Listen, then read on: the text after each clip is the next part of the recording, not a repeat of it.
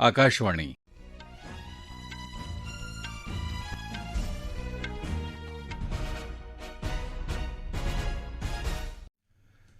दीपक वेलणकर राष्ट्रीय बातम्या देत आहे. ठळक बातम्या. काँग्रेसचे खासदार राहुल गांधी यांचं वक्तव्य आणि अदानी घोटाळ्याच्या मुद्द्यावरून झालेल्या गदारोळामुळे संसदेच्या दोन्ही सभागृहांचं कामकाज आजही दिवसभरासाठी तहकूब. महाराष्ट्रातल्या सत्ता संघर्षातल्या राज्यपालांच्या भूमिकेबाबत सर्वोच्च न्यायालयाकडून नाराजी व्यक्त. मन की बातच्या शतक महोत्सवी कार्यक्रमानिमित्त आकाशवाणीचं अनोखं अभियान.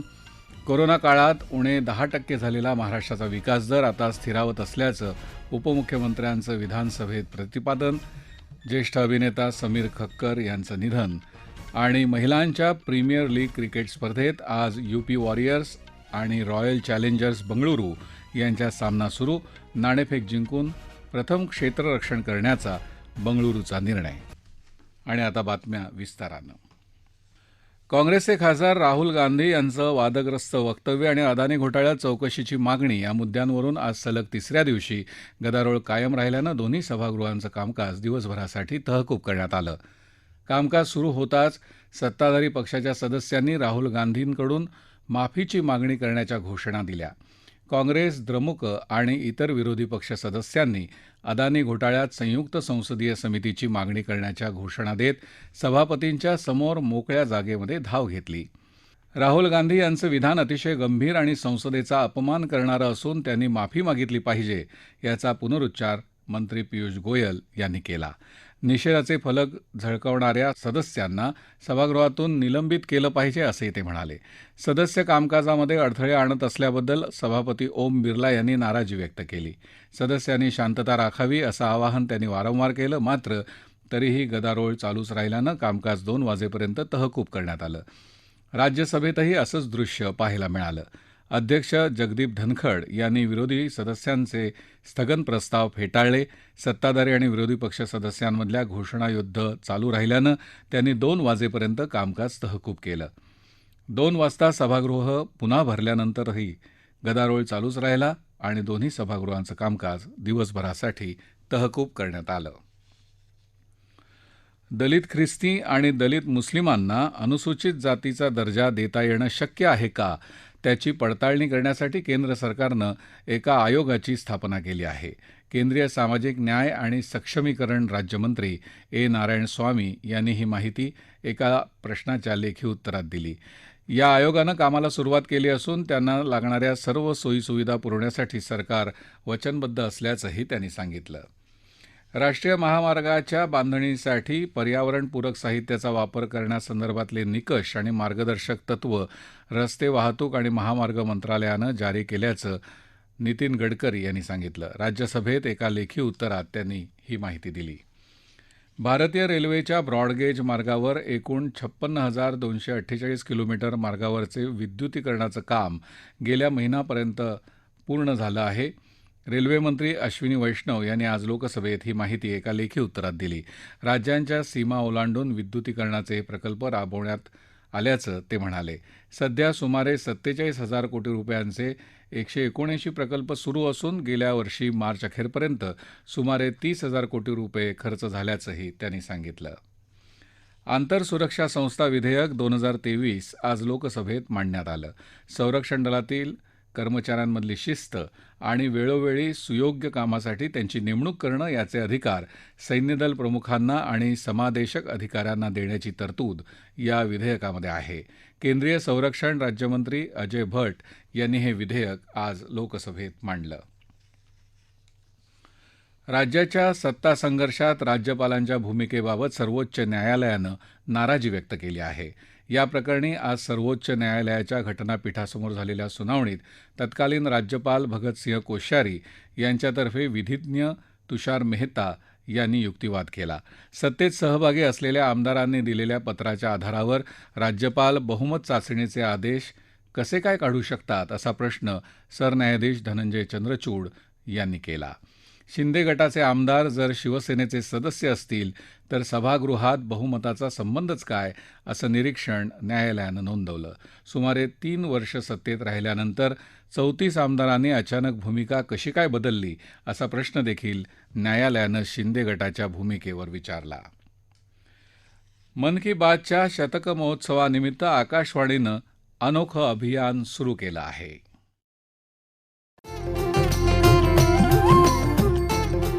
तुमच्या आमच्या सर्वांच्या मनातला आवाज आणि एक संवाद म्हणजेच मन की बात. दर महिन्याच्या शेवटच्या रविवारी श्रोते ज्याची आतुरतेने वाट पाहतात तो प्रधानमंत्री नरेंद्र मोदी यांचा सर्वांशी संवाद मन की बात. 3 ऑक्टोबर 2014 पासून सुरू झालेला हा कार्यक्रम आता लवकरच शतकपूर्ती करणार आहे. त्यानिमित्त गेल्या 100 आठवड्यातल्या वाटचालीतले काही निवडक क्षण आकाशवाणी आपल्यासाठी पुन्हा घेऊन येत आहे. आमच्या बातमीपत्रातून रोज आता ऐकायला मिळतील विविध विषयांवर प्रधानमंत्र्यांनी व्यक्त केलेले विचार.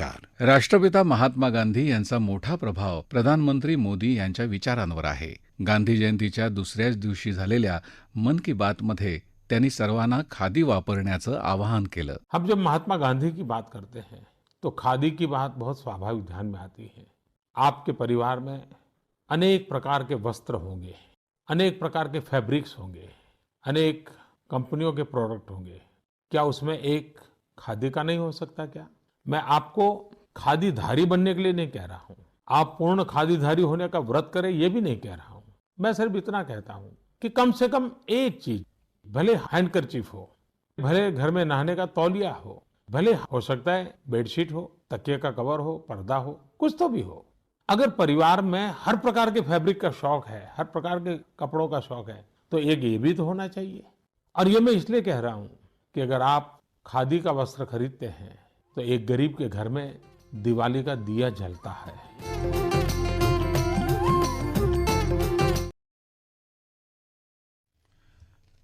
या राष्ट्रीय बातम्या आकाशवाणीच्या मुंबई केंद्रावरून देत आहोत. कोरोना काळात राज्याचा विकास दर उणे 10% झाला होता. नंतर तो अचानक वाढला आणि आता स्थिरावतो आहे असं उपमुख्यमंत्री देवेंद्र फडणवीस यांनी आज विधानसभेत सांगितलं. अर्थसंकल्पावरच्या सर्वसाधारण चर्चेला ते उत्तर देत होते. विकास दर कमी झाल्याचा विरोधकांचा आरोप त्यांनी फेटाळून लावला. शेती क्षेत्राचा विकास दर सातत्यानं 10%पेक्षा अधिक आहे. सेवा आणि उद्योग क्षेत्राचा विकास दरही वाढतो आहे असं ते म्हणाले. राज्याचा आगामी आर्थिक वर्षाचा अर्थसंकल्प सर्व क्षेत्र आणि घटकांना सामावून घेणारा आहे. यात शेतकरी, महिला, आरोग्य क्षेत्र आणि रस्ते निर्मितीसाठी भरीव तरतूद करण्यात आली आहे. या अर्थसंकल्पात कोणताही खर्च कमी केला नसून जिल्हा विकास योजना आणि आदिवासी उपाययोजनांचा खर्च वाढवला असल्याचं त्यांनी सांगितलं. मराठा समाज हा उल्लेखही अर्थसंकल्पात नसल्याचा दावा जयंत पाटील यांनी केला होता. त्यावर बोलताना सारथी अण्णासाहेब पाटील महामंडळ आणि नाशिकमध्ये मराठा विद्यार्थ्यांसाठीच्या वसतिगृहाच्या निधीची माहिती फडणवीस यांनी दिली. पिकाला रास्त भाव, कर्जमुक्ती आणि इतर मागण्यांसाठी कम्युनिस्ट पक्षातर्फे काढण्यात आलेल्या मोर्चाला सामोरं जायची तयारी सरकारनं दाखवली आहे. कृषीमंत्री दादा भुसे यांनी याबद्दल सांगितलं. कम्युनिस्ट पक्षाच्या वतीने जो काही नाशिकपासून मुंबईकडे लाँग मार्च निघालेला आहे, त्यांच्या जवळपास 14 प्रकारच्या मागण्या आहेत. JP गावित साहेबांच्या नेतृत्वाखालच्या मोर्चाचं म्हणणं ऐकून घेण्याच्यासाठी नाशिकच्या दिशेने जातो आहोत. आत्ताच्या घडीला कसारा सोडून तो मोर्चा मुंबईच्या साईडला येतो आहे. मला वाटतं की साधारणतः 2-2.5 तासामध्ये कदाचित खर्डीच्या आसपास तो मोर्चा असेल आणि त्या ठिकाणी त्यांच्या शिष्टमंडळाशी आम्ही चर्चा करणार आहोत. आपल्या विविध मागण्यांसाठी किसान मोर्चा नाशिकहून मुंबईच्या दिशेनं मार्गक्रमण करत आहे. मोर्चा ज्या ठिकाणी असेल त्या ठिकाणी मुख्यमंत्री, उपमुख्यमंत्री यांनी चर्चेसाठी यावं असा पवित्रा मोर्चाचे नेते माजी आमदार JP गावित यांनी घेतला आहे. सरकारनं किसान सभेसोबतची आजची नियोजित बैठक काल रात्री उशिरा रद्द केली. त्यामुळे आज आंदोलकांनी बैठकीला जायला नकार दिला. राज्यात H3N2 या विषाणूची लागण होऊन 2 मृत्यू झाल्याच्या पार्श्वभूमीवर राज्य शासनानं आरोग्य यंत्रणेला सतर्कतेचा इशारा दिला आहे. नागपूर इथे एका ज्येष्ठ नागरिकाचा H3N2नं मृत्यू झाला होता. त्यानंतर काल अहमदनगर इथल्या एका वैद्यकीय विद्यार्थ्याचा H3N2नं मृत्यू झाला. विधानसभेत विरोधी पक्षनेते अजित पवार यांनी हा मुद्दा उपस्थित केला. राज्यात H3N2नं मृत्यू पावलेले दोन्ही रुग्ण इतर आजारांनीही बाधित होते, असं आरोग्यमंत्री तानाजी सावंत यांनी सांगितलं. दरम्यान नागपुरातल्या रुग्णाचा झालेला मृत्यू हा इन्फ्लुएन्झा H3N2नं झाला नसल्याचा अहवाल इन्फ्लुएन्झा H3N2 मृत्यू अन्वेषण समितीनं दिला आहे. राज्य सरकार शासकीय निमशासकीय नोकऱ्यांचं खाजगीकरण करत असल्याचा आरोप करून यासंदर्भातला शासन निर्णय मागे घेण्याची विरोधकांनी आज विधानसभेत मागणी केली. यासंदर्भात शिक्षक सदस्य कपिल पाटील यांनी स्थगन प्रस्ताव मांडला.